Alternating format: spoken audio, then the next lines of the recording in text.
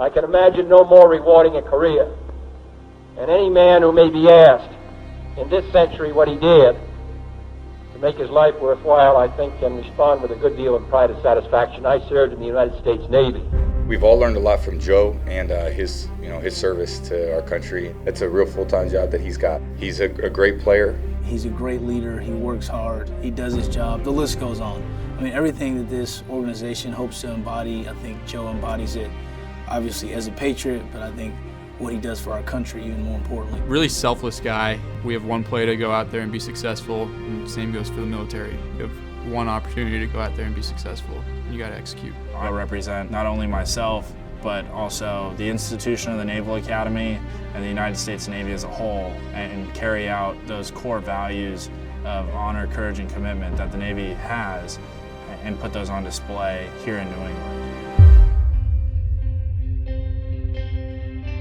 I grew up in El Cajon, California, kind of a blue-collar suburb of San Diego. Grew up in a military family. My dad served in the Navy for 24 years. You grew up around it. You know, you see the ships, you see the planes. Knowing what the Naval Academy was and the life that could be provided by joining the Navy, I think it was almost a logical decision. The potential to play in the NFL got serious when I was a junior there at the Academy. So I ended up getting drafted by the Patriots in the 5th round of the 2015 draft.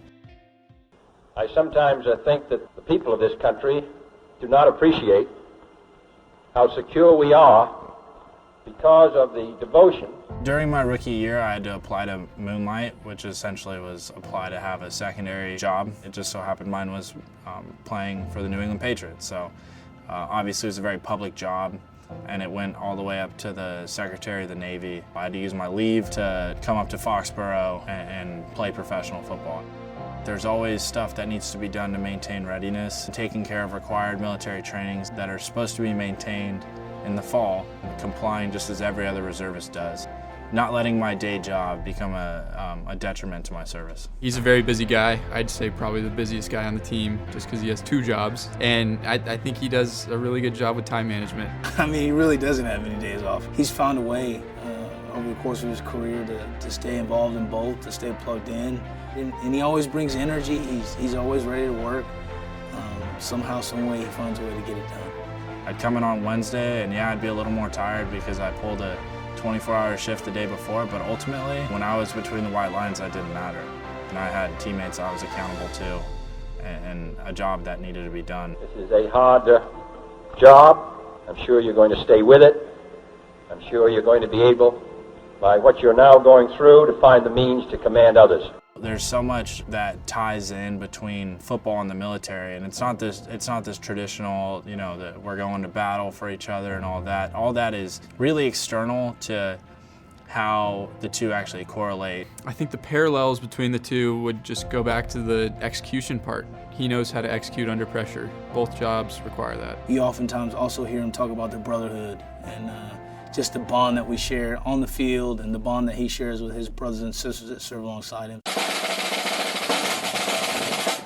Here in New England, you know, there are so many people that take a lot of pride in the Patriots, and a lot of them happen to be service members. Knowing that there's a commissioned officer on the team, I've had a few opportunities where sailors, Marines, soldiers, and airmen have requested to have me re-enlist them. Guys, thank you for coming out and watching this. It's a big moment in, you know, a military personnel's career, taking the oath, you know, signing up for a few more years. Getting to do it in front of those that I interact with every single day that appreciate service members as much as my teammates do, I think it lets them appreciate those in uniform that much more.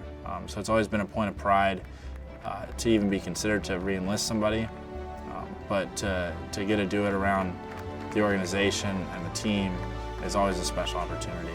It was great, very powerful. You know, you just understand the oath that he's taken, and proud of him and all of his accomplishments and those of all of our, you know, service members. I think it put things in perspective. You know, what we do on the football field, certainly that's a lot of fun, and, you know, we bring a lot of joy to one another and to, you know, those watching us. But what Joe does off the football field and how he serves this country, I think, is way, way bigger than football. I've been so fortunate to be able to do 2 careers that I absolutely love. It's been so special. So for me, yeah, I'm going to keep doing this as long as I can. He obviously has a great military career as a lieutenant. We're all proud of him. He's just a great person. Glad to call him a teammate. He certainly is the ultimate Patriot.